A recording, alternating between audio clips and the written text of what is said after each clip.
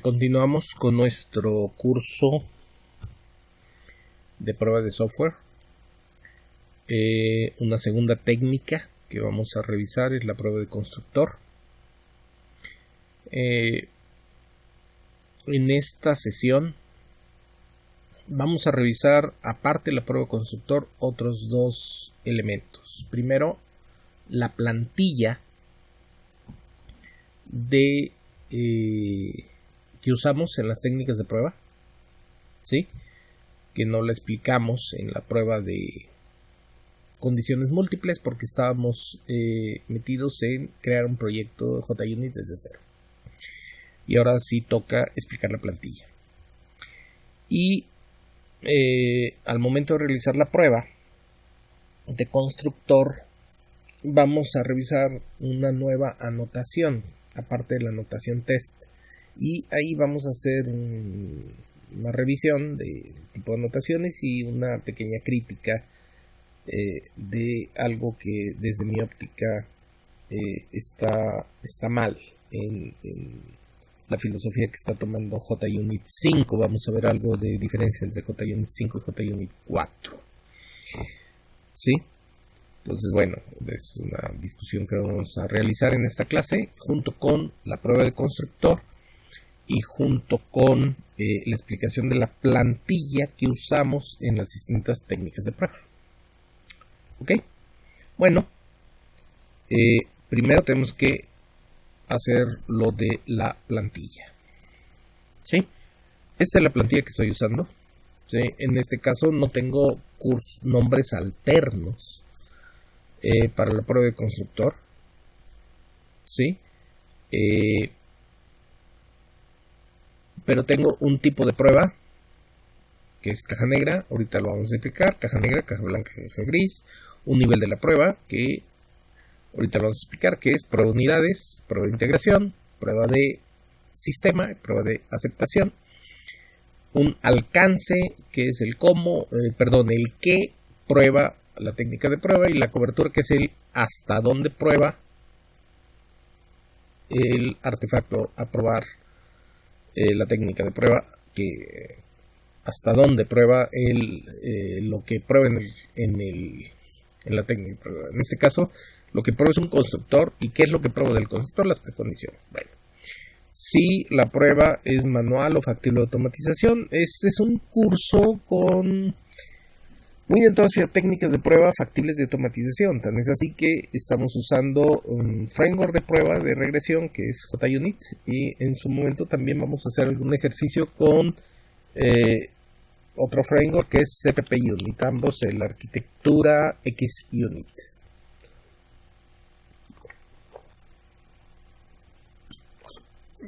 Si la prueba es estática o dinámica, si necesito ejecutar o no el sistema, y si la prueba es de funcionalidad o de estructura. ¿Sí?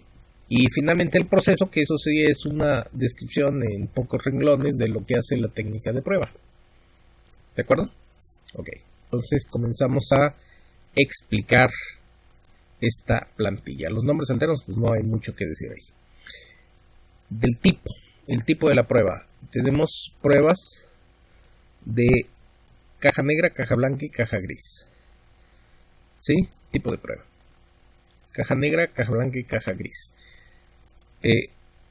A mí me impresiona cómo se confunde el concepto de técnica de prueba con el concepto de tipo de prueba. Como si caja negra fuera una técnica de prueba, o caja blanca o caja gris fueran técnicas de prueba. No. Hay 100 tipos de prueba de caja negra y otros 100 tipos de prueba de caja blanca. ¿De acuerdo? 100 técnicas de prueba de caja negra, 100 técnicas de prueba de caja blanca.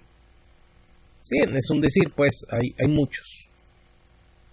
¿De acuerdo? ¿Sí? Por ejemplo, la prueba de rastreabilidad. Ok, prueba de sistema. ¿Sí? Que sería una prueba de caja negra. No, digo de caja negra.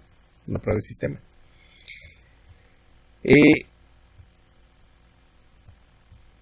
Vamos a lo que son las pruebas de caja negra, caja blanca y caja gris. Insisto, hay una confusión tremenda entre caja negra, caja blanca y caja gris con técnicas de prueba. Pero para nada son lo mismo. ¿Sí? Es únicamente una clasificación de técnicas de prueba. Comenzamos con caja negra. Ok. Ups. Sí. Ahí está. Y tenemos dos definiciones, una de Sánchez y otra de Jacobson. La de Sánchez dice este autor, su libro Ingeniería de Software, en español, un libro bastante bueno, se basa solamente en el comportamiento de la entrada y salida de datos. Es un poco restrictivo. Y luego viene una definición de Jacobson, está un poco mejor, que habla que es una prueba de especificación o prueba de caja negra. Verifica el comportamiento de la unidad observable de forma externa. Senso estricto.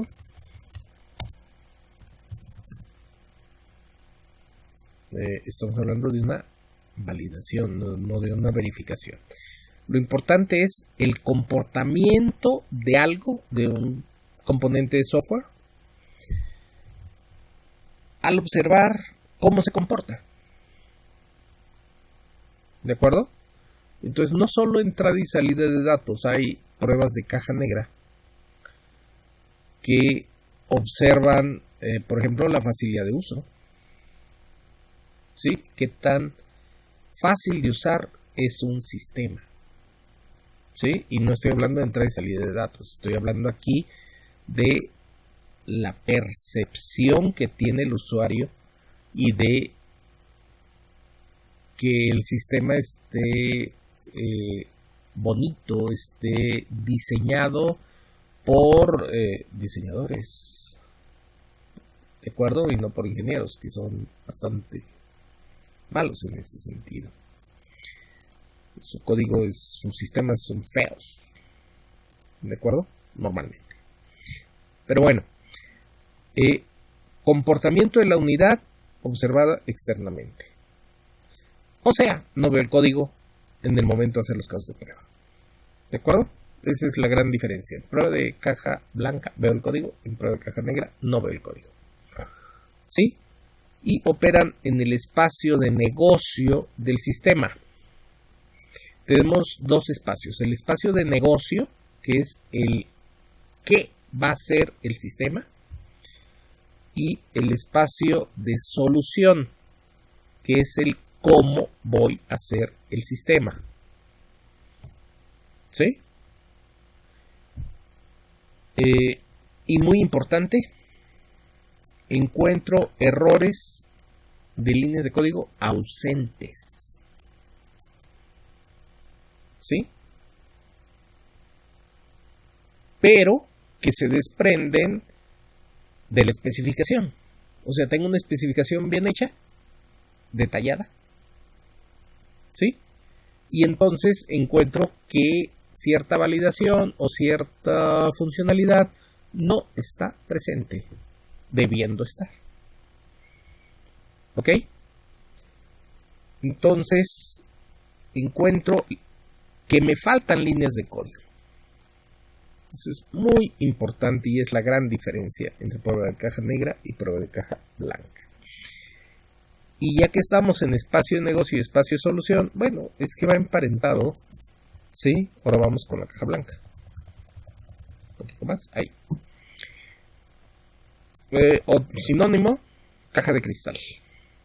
O transparente, prueba de caja blanca. Veo adentro. Están igual Sánchez y Jacobson. ¿Sí? Y dice Sánchez que están basadas en información acerca de cómo se ha diseñado o programado el software. ¿Cómo? ¿Sí?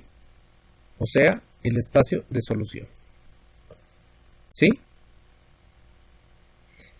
Y en la definición Jacobson, la prueba de estructura, prueba de caja blanca, verifica la implementación interna de la unidad. Jacobson, uno de los padres del UML, y Bar Jacobson, junto con Grady Bush y James Rumbaugh, gurú del Silicon Valley, Jacobson. ¿Sí? Veo el código en el momento de hacer los casos de prueba. ¿Sí? En caja negra no veo el código, en caja blanca veo el código. Y las pruebas de caja blanca típicamente operan en el espacio de solución del sistema. Entonces, el espacio de negocio va enfocado al qué hace el sistema, el espacio de solución al cómo hice el sistema. Y las pruebas de caja blanca solo encuentran errores en líneas de código escritas, presentes. ¿Ven cómo son de complementarias las técnicas de caja blanca y caja negra? Esto es muy, muy, muy útil. ¿Sí? Entonces tengo que aplicar ambas técnicas. Y siguiendo con el espacio de negocio y espacio de solución, tenemos la validación y la verificación. ¿Sí? Donde la validación, diríamos que estamos construyendo el producto correcto. Esa es la pregunta. ¿Sí? Estoy enfocado en el qué del software, en la especificación de requerimientos, el análisis. ¿Sí? En el espacio de negocio, en el qué va a ser un software. Estoy haciendo el producto correcto, estoy haciendo lo que el usuario necesita y estoy haciendo todo lo que está especificado. Mientras que la verificación, estamos construyendo el producto correctamente y esto depende del paradigma de desarrollo que usé. Si estoy en programación estructurada o estoy en programación orientada a objetos, en software as a service o qué es lo que estoy haciendo, ¿no? El sistemas distribuidos, en fin. ¿Cómo implementé lo que yo tenía que hacer? Que era el análisis, la especificación. Bueno, aquí tengo un espacio de solución. Y vinculado a esto viene, ¿sí? La caja negra y caja blanca y la verificación y la validación. Ya una vez.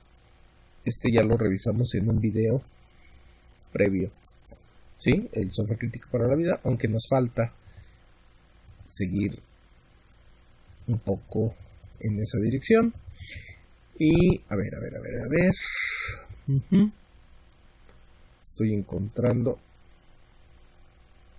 estas tres cosas, ya las habíamos revisado antes en los principios de la prueba. ¿Sí?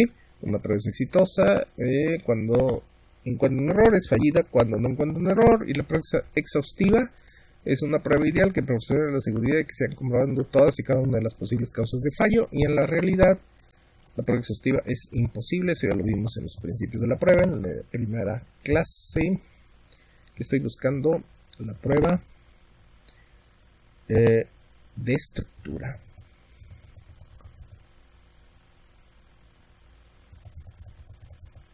Y la prueba funcional. ¿Sí? Aquí está todo relacionado con la espacio de solución y el espacio de negocio. En la prueba de estructura, pruebo el modelo de solución de un sistema, su diseño o implementación. Se mueve en el espacio de solución de un sistema. Se prueba el cómo del sistema. Y la prueba funcional, pues ya me la pasé. Prueba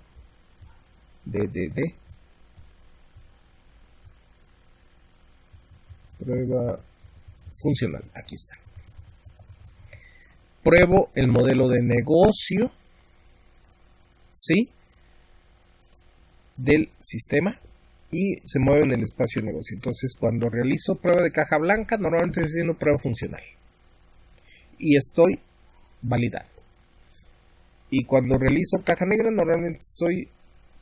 cuando realizo caja negra, normalmente estoy haciendo prueba funcional y estoy validando. Lo había dicho al revés. Y cuando realizo caja blanca, normalmente estoy verificando y estoy haciendo prueba de estructura.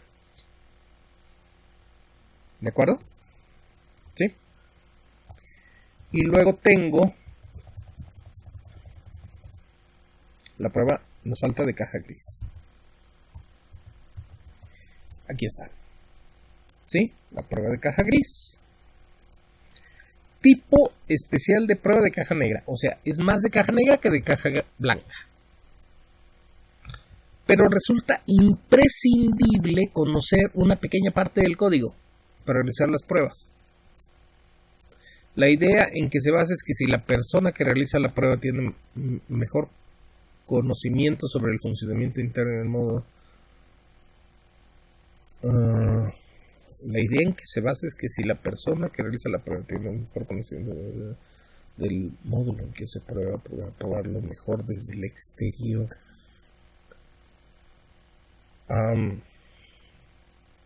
No, yo creo que aquí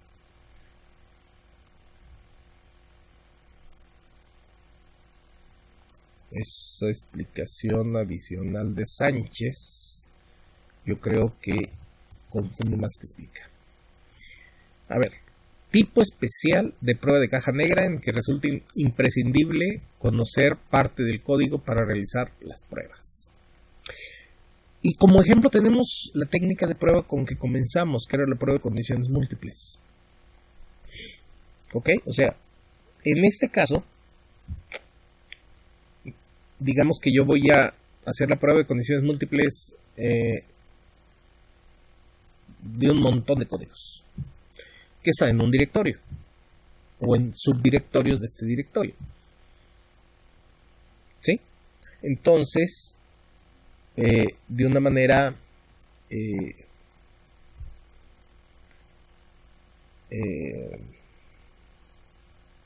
reiterativa, ¿verdad? De una manera código por código, voy abriendo el código y buscando el operador OR. ¿De acuerdo? Que este código no tiene ORs. Pues, bueno. Este código sí tiene 2 OR. Bueno. Entonces, este pequeño componente para hacer la prueba de condiciones múltiples revisaría por los OR que tengo en el código que estoy probando. Y me daría al final un pequeño reportito donde dijera, en este código hay esta línea de código que tiene un OR. En este otro programa hay esta línea de código o estas líneas de código que tienen OR. ¿De acuerdo? Y ya. Claro, procedería a hacer la prueba de condiciones múltiples para estas líneas de código. ¿Sí? Que tienen múltiples caminos para acceder al código. Entonces la prueba que comenzamos fue una prueba de caja gris. Otra prueba de caja gris sería, digamos, la prueba de la recursividad. Funciones definidas en términos de sí mismas. ¿Sí? Aquí lo que checaría es que la salida de la recursividad, de acuerdo, que efectivamente la prueba se invocara, el método se invocara a sí mismo de una manera exitosa y que no se quedara colgado, ¿sí? Y que se invocara el número de veces la función a sí misma que debe de ser.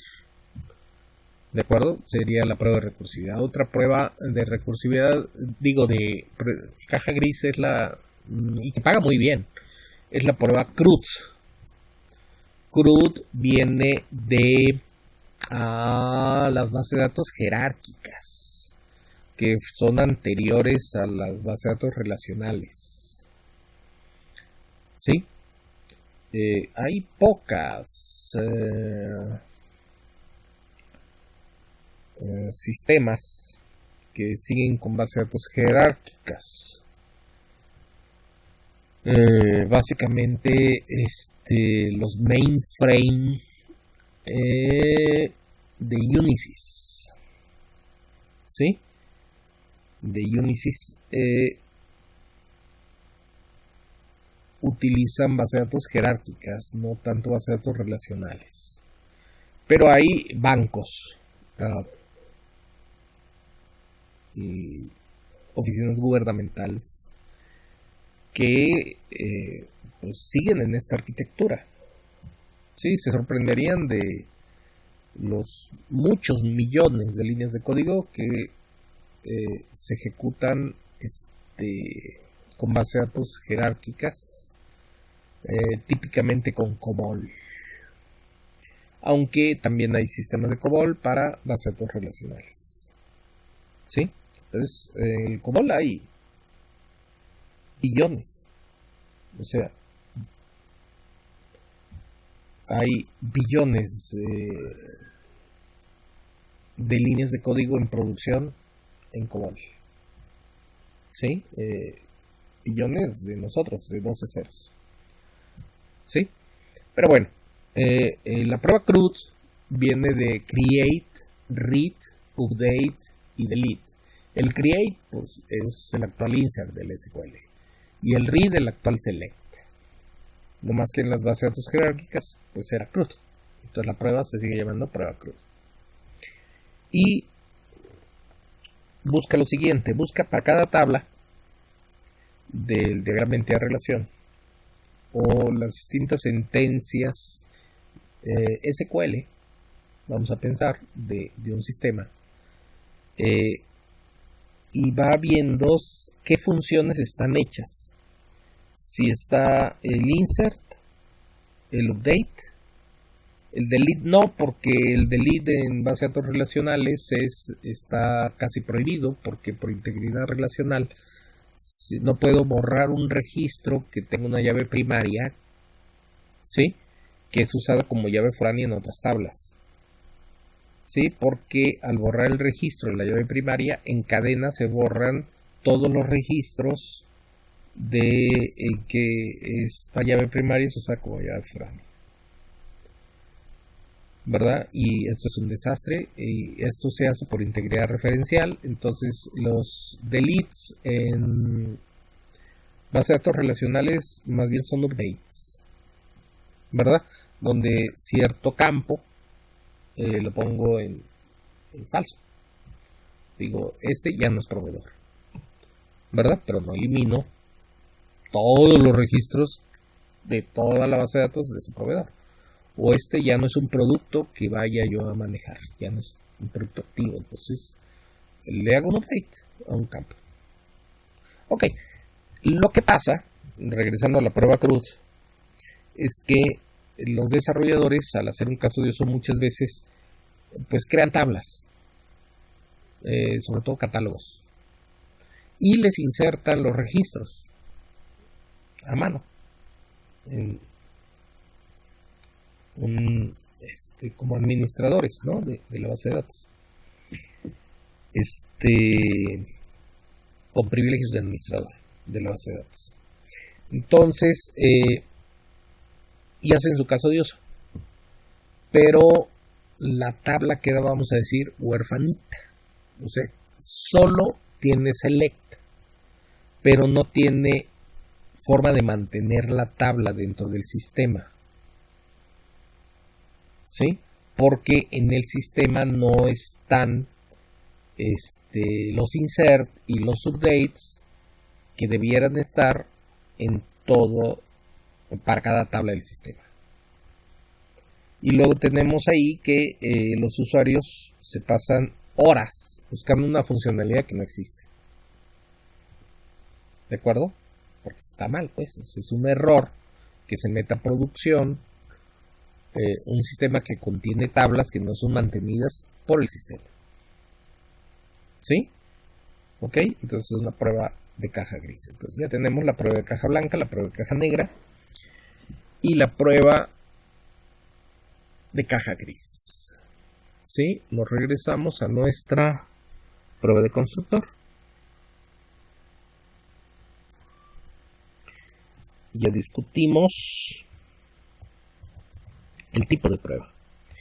Y de paso, ya discutimos si la prueba es funcional o si es estructural. Ok, vamos con el nivel de la prueba. Y vamos buscándolo. Nivel de la prueba. Ok. Bueno, estaba en amarillo, pero vamos discutiéndolo. ¿Sí? Tenemos prueba de unidades, seguida de las pruebas de integración, seguida de las pruebas de sistema y al final las pruebas de aceptación. Entonces, la definición es que permite clasificar una técnica de prueba en función del momento de aplicación de dicha técnica. Yo creo que se semaforizó cuando vimos el diagrama en B, ¿verdad? En la primera clase. Pero no lo explicamos a detalle. Lo que explicamos es que si bien la prueba de unidades se hace primero y a continuación la prueba de integración y a continuación la prueba de sistema y al final la prueba de aceptación, eso no debe implicar que no se pruebe los artefactos del análisis conforme se hacen y no se prueben los artefactos del diseño conforme se hacen. Normalmente el diseño no lo prueba el tester, porque el tester no es un experto en diseño. ¿Sí? El experto en diseño es el arquitecto de software. ¿Sí? Entonces, la buena práctica es que un desarrollador, por ejemplo, va a hacer un paquete con 6 casos de uso. Es lo que le asignaron. Y cada caso de uso con varios días, y entonces el paquete tiene 2 meses para hacerlo. Cada caso de uso con sus días, en una planeación. ¿Sabes? En un proyecto. Ok. Entonces va a diseñar el paquete. ¿Sí? Lo diseña y va con su diseño con el arquitecto. Y el arquitecto revisa el diseño. ¿Sí? Lo está verificando. ¿De acuerdo? Y pues si el diseño tiene cosas incorrectas, pues el arquitecto hace un coaching de acuerdo con el desarrollador, porque al arquitecto le interesa que los desarrolladores hagan buenos diseños. ¿Sí? Pero el objetivo es garantizar que no se implemente un diseño que pues es a bote pronto la ocurrencia de un desarrollador, porque puede ser un pésimo diseño. ¿Sí? Y un mal diseño pues es terrible, ¿no? Porque introduce muchos problemas. Entonces, antes de implementarlo, hay que verificarlo y bueno, las mejores fábricas de software tienen en sus procesos esta parte de verificación del diseño por el arquitecto. E inclusive después de que lo libere el arquitecto, pasa el diseño con el DB Administrator. ¿Sí? Para la parte de la base de datos y entonces ver las cosas de performance. Porque el DB Administrator es el experto en performance. ¿Sí? Porque el cuello de botella normal y natural de los sistemas de información es la base de datos. Y entonces el DB Administrator dice, no, pues esta tabla tiene que ser absorbida por esta otra tabla, ¿de acuerdo? Para disminuir los IOs, los inputs, outputs de una transacción y por tanto reducir los milisegundos que se va a llevar una transacción. ¿Sí? Y también revisa, digamos, pues la normalización, ¿de acuerdo? Que no sea muy elevada porque se incrementan los IOs, pero que también esté bien, ¿de acuerdo? El diseño ya de la base de datos, ¿sí? Y revisa los distintos métodos de acceso select y que estén indexados. Si es por la llave primaria, pues ya tiene su índice. Todas las bases de datos indexan por la llave primaria. Pero si tengo algún select con un campo o con una serie de campos que no son llave primaria, entonces pues tiene que tener un índice asociado con ese select, ¿sí? Porque de lo contrario se hace una búsqueda registro por registro hasta encontrar el registro en la base de datos, y eso es muy caro computacionalmente, es erróneo, ¿de acuerdo? Entonces ahí estamos hablando del diseño, ¿de acuerdo? Y que bueno, se tiene que probar el diseño, se tiene que verificar el diseño antes de implementarlo, y se tienen que verificar los artefactos del análisis antes de diseñarlos y los artefactos del diseño antes de implementarlos, de programarlos, ¿ok? Y luego viene la prueba de sistema. No nos vamos a ahondar en ella porque es extensa, ¿sí? Porque es extensa la prueba del sistema. Aquí está. ¿Qué es la prueba de los requerimientos no funcionales? ¿Sí? O cualidades del software. Seguridad, performance, alta disponibilidad, facilidad de uso, facilidad de prueba, facilidad de mantenimiento, confiabilidad, robustez, como unas 15, unas 18 cualidades del software. Son son reguladas por el ISO 25000, y lo más importante es que la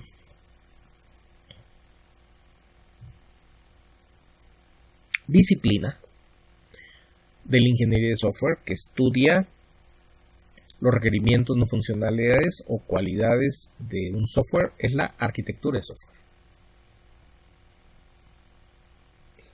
Pero está todo relacionado, ¿sí? Es la prueba del sistema, pero es la prueba donde esos requerimientos no funcionales que fueron incluidos en el análisis y diseño de un sistema, ¿de acuerdo? Pues tienen que estar probados. Entonces ya fueron aceptados como requerimientos no funcionales, son cosas que el sistema tiene que lograr. Fueron diseñados, programados, pues hay que probarlos en la prueba del sistema, ¿de acuerdo? Sí, pero sí, esto es parte de arquitectura de software, y estamos en un curso de prueba de software. Entonces, igual, en otra lista de videos de mi canal de YouTube tengo un video ya de arquitectura de software que es sobre performance, y pues en futuro voy a incluir una introducción a la arquitectura de software, de acuerdo, donde se revisarían pues qué son las cualidades del software, cómo se trabajan, qué metodologías hay, y hay un modelo ahí de que una una cualidad tiene varios atributos, y cada atributo se modela en distintos escenarios, y para cada escenario se resuelve mediante ciertas técnicas o patrones. Entonces está discutido, pues es el sujeto de la arquitectura de software. O sea, si ustedes revisan libros que se llaman arquitectura de software, lo que se van a encontrar son libros donde metodológicamente les explican cómo trabajar con requerimientos no funcionales. ¿ok? Sí, pero como otras cosas que se hacen, pues tiene que probar, ¿sí? Entonces, en fecha próxima, espero, habrá una clase introductoria en la en mi canal de YouTube, en el canal de arquitectura. Y finalmente tenemos la prueba de aceptación, ¿ok? Que sería la última de las pruebas de los 4 niveles. Prueba de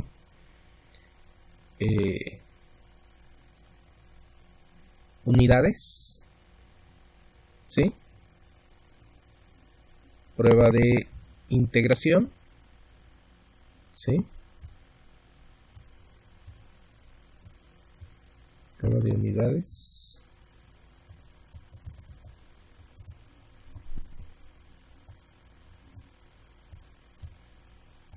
Ok, ya. Bueno, no me fui en orden, ¿verdad? No me fui en orden. O sea, la prueba de unidades es la prueba de los artefactos concretos. ¿De acuerdo? Un método, un código, una base de datos, la especificación, un diagrama, la planeación, un caso de uso, una clase, lo que sea. ¿De acuerdo? Me fui en desorden. ¿Sí? Esa es la prueba de unidades. La prueba de cosas concretas. Definiendo el software como un conjunto de artefactos. ¿De acuerdo? Es una definición de software, de las muchas que hay, pero útil en términos de prueba de unidades. Y luego tenemos la prueba de integración. Sí, del diagrama en B ya me fui a la prueba de sistema. Me dispersé. Estamos explicando los niveles de la prueba. Y la prueba de integración, una vez que pruebo las unidades, entonces que pruebo, digamos, los casos de uso. Cada uno ya lo probé.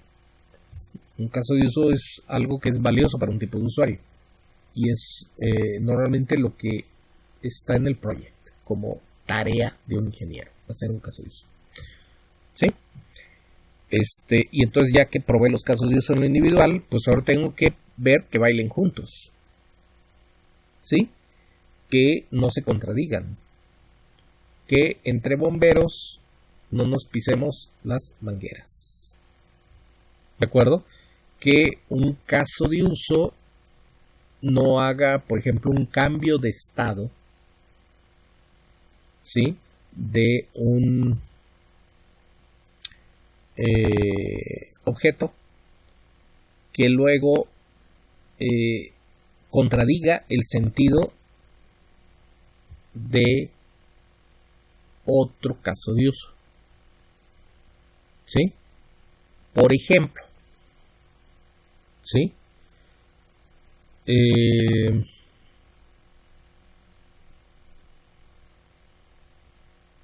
Un alumno en una universidad que causara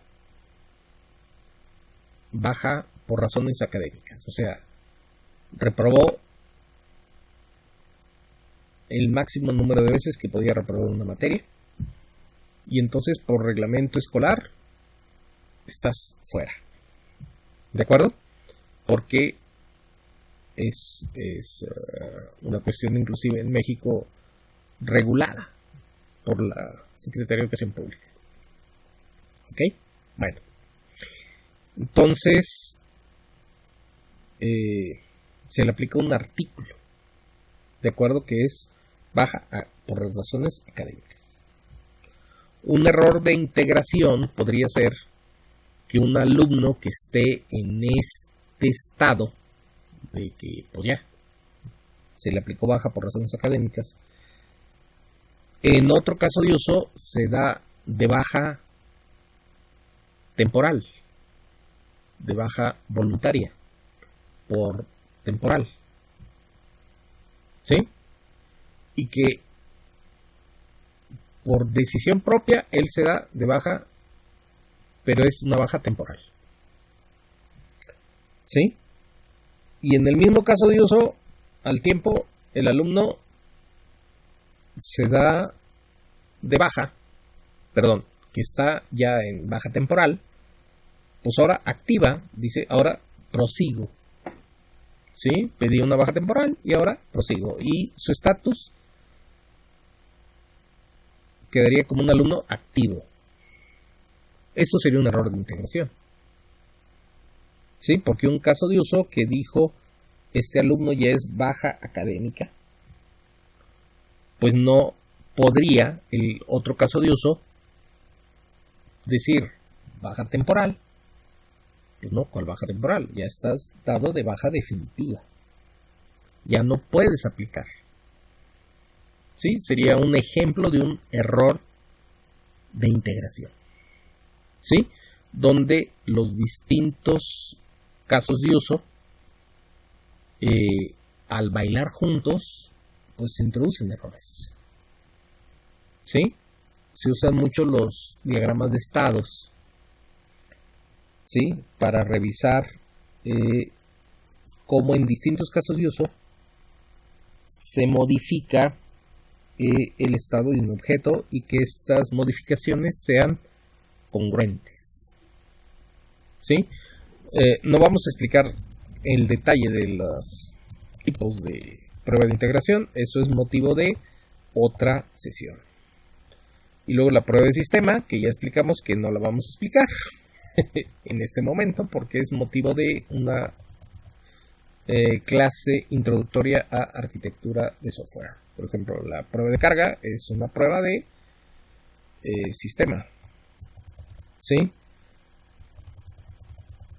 Ok. Hay mucha la prueba de seguridad, la prueba, el pico de la prueba, el pico de carga. Es una de desempeño, de performance, es una prueba de sistema. Hay muchas pruebas de sistema. ¿Sí? Ya que se vayan engarzando las clases, pues habrá que revisar las pruebas de sistema. ¿Sí?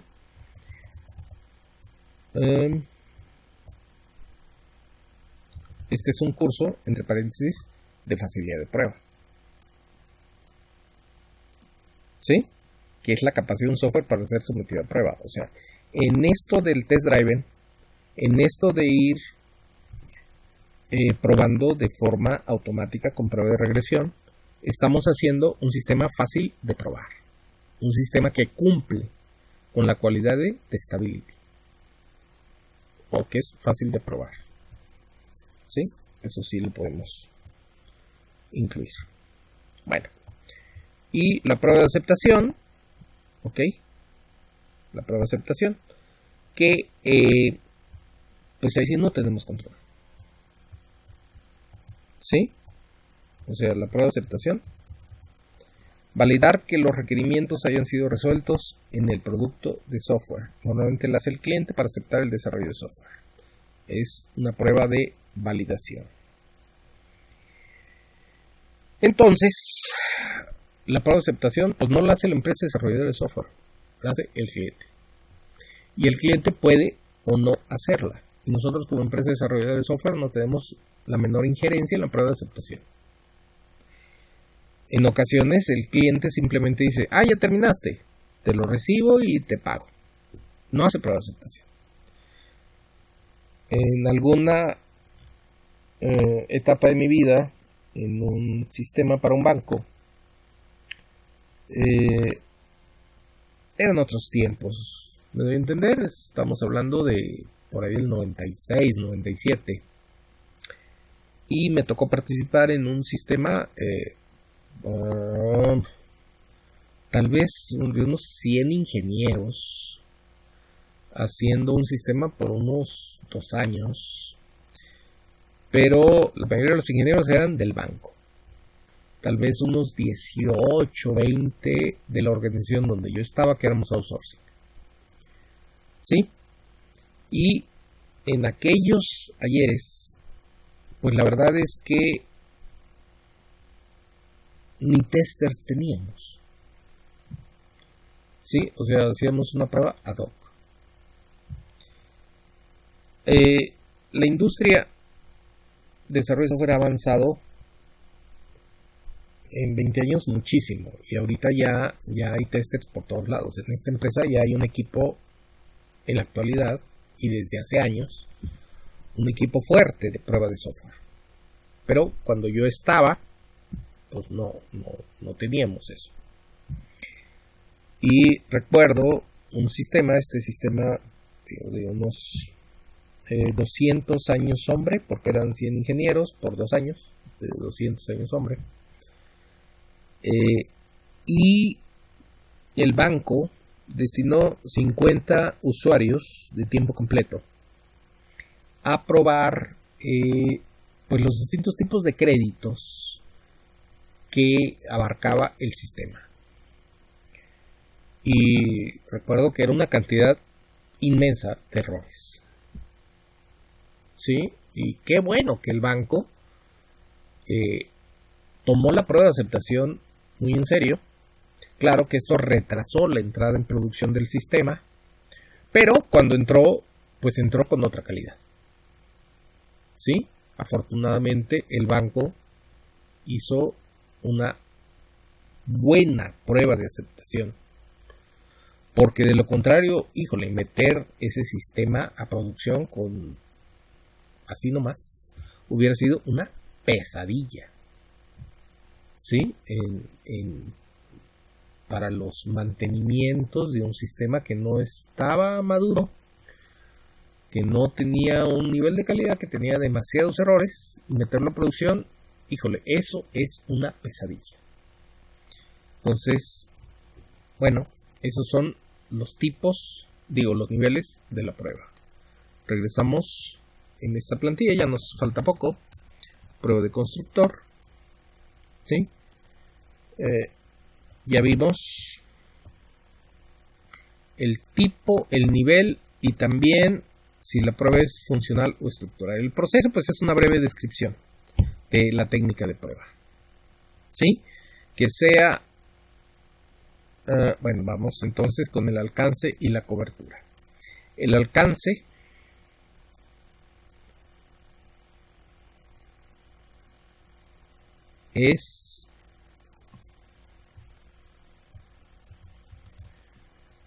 indica con precisión el artefacto a ser probado con una técnica de prueba específica. O sea, ¿qué voy a probar?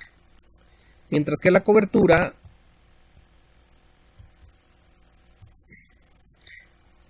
este concepto es problemático porque son dos cosas completamente diferentes y en el mismo ámbito de la prueba de software. Entonces hay que ponerle apellido a la cobertura. Ahorita estamos hablando de la cobertura de una técnica de prueba. Y esta indica con precisión hasta dónde se prueba con una determinada técnica de prueba. Y luego, ¿sí? Tenemos la cobertura de la función prueba, que es con mucho el concepto más difundido de cobertura, que es una medida porcentual que indica la cantidad de líneas de código que ha sido probado. O sea, yo tengo un sistema de 500,000 de líneas de código y tengo probadas 200,000 líneas de código. Mi cobertura es del 40%. ¿Sí? Muchas veces la cobertura está en el contrato de desarrollo. Los software de cierto tamaño normalmente se hacen con en la empresa proveedora de software, con su abogado, con el cliente, con su abogado, con un contrato, enfrente de un notario.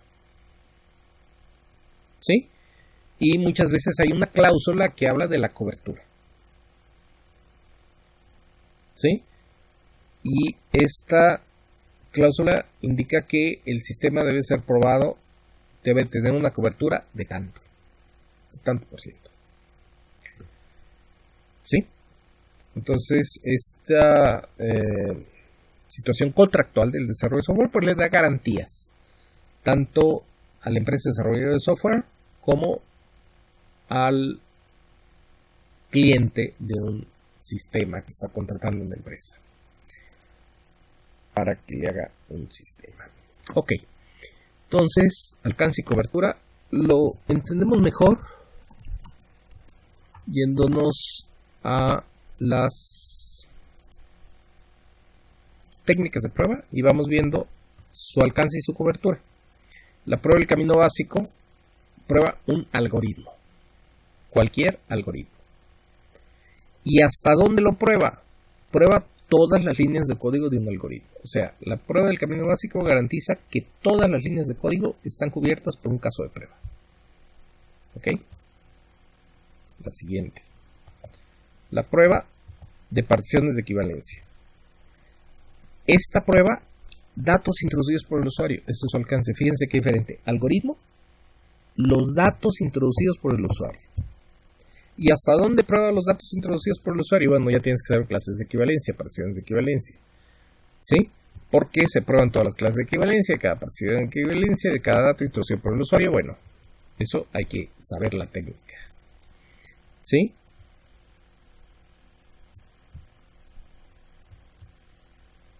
La prueba de escenarios. Fíjense. Esta prueba, casos de uso extendidos o estructuras de datos. ¿Se dan cuenta? Algoritmos, datos introducidos por el usuario, casos de uso extendidos, estructuras de datos son artefactos diferentes. Y lo que prueba la prueba de escenarios es el curso normal de eventos y los cursos alternos. ¿Sí? La de condiciones múltiples, que es la que revisamos en la sesión anterior. Esta prueba líneas de código, porque es una prueba de caja gris, líneas de código muy específicas que usan el operador OR. ¿Sí? La prueba de valores límite. ¿Sí?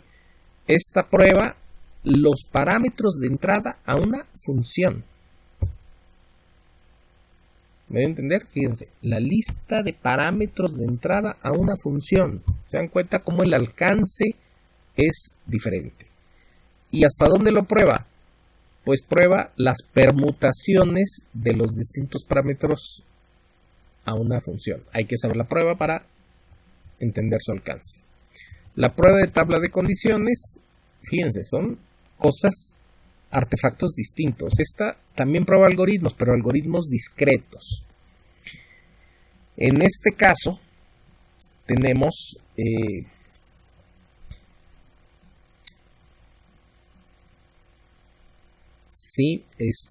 algoritmos que solo no pueden ser algoritmos void, que no regresa nada, ni pueden ser algoritmos de coma flotante, ni pueden ser cadenas. Estos son algoritmos que regresan o un entero o un carácter, pero regresan pocos enteros o pocos caracteres. El triángulo que revisamos en la prueba de condiciones múltiples es una función discreta. Regresaba un 0 si no se podía construir un triángulo con esos lados, o un 1 si era un equilátero, un 2 si era un isósceles y un 3 si era un escaleno. Esa es una función discreta. ¿Y qué es lo que prueba la tabla de condiciones? Las combinaciones de las condiciones que determinan las salidas de la función. Otra vez, hay que saber la tabla de condiciones, la prueba de tabla de condiciones para poder conocer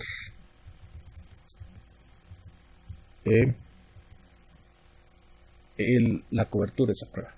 En este caso, estamos con la prueba de constructores, que son los constructores de una clase. ¿Y para qué se metieron los constructores? Para probar las precondiciones de un objeto. ¿Sí? Y la prueba de ciclos, que es ¿qué pruebo en la prueba de ciclos? Que entre si debe entrar, que no entre si no debe entrar, y que itere el número es perfecto, el número establecido de veces que debe de iterar. Que muchas veces los ciclos iteran o una vez más o una vez menos. Entonces en la prueba de ciclos, ahí tenemos esa cobertura de la técnica de prueba de ciclos.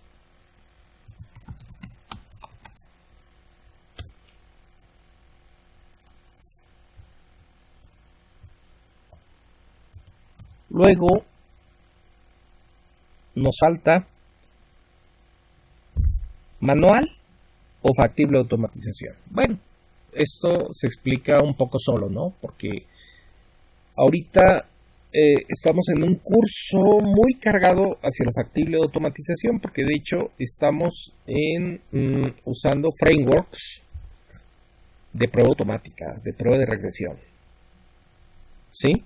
Como JUnit, y en su momento vamos a ver el CppUnit. Y entonces una prueba manual pues es algo que no es factible de automatización, como la planeación, como la especificación, como la prueba de un diagrama, como la prueba de la base de datos. Bueno, algunas cosas de la base de datos podrían hacerse en automático, según la prueba. Bueno, entonces manual o factible automatización. Y luego finalmente, porque esto ya lo explicamos, tendríamos las pruebas dinámicas y las pruebas estáticas. En este caso, una prueba dinámica y estática.